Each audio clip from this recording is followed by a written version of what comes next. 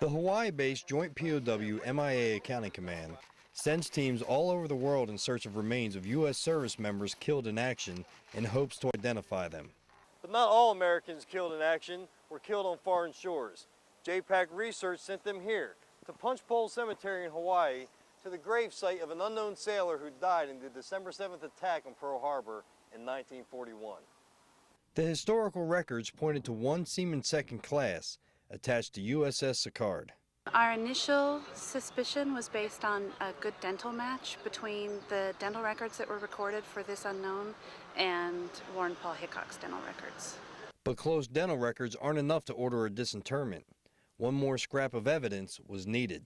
One of the things that we had noticed is that this unknown, X2 Nu'uanu, had a healed right femur. He had broken his right leg as a boy in 1927. After the body was disinterred, it ended up in the hands of JPAC forensic anthropologists.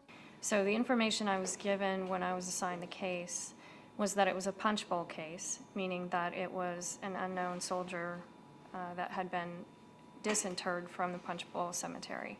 Once the profile is complete, the historians and anthropologists can share their findings to make the identification. Then, JPAC officials contacted Hickok's closest living relative, his sister Marilyn, to get a DNA sample that they could compare to DNA recovered from the remains. And after more than 6 decades, after his ultimate sacrifice, Seaman Second Class Warren Paul Hickok no longer rests under a headstone marked unknown. In early April, he was buried with full military honors. I think they've all done a fabulous job of identifying him. Like you say, after all these years, you know. Another family gets their answer. JPAC adds another name to the rolls of the identified, and Warren Paul Hickok gets recognized for his sacrifice. From Pearl Harbor, I'm Petty Officer Keith Jones.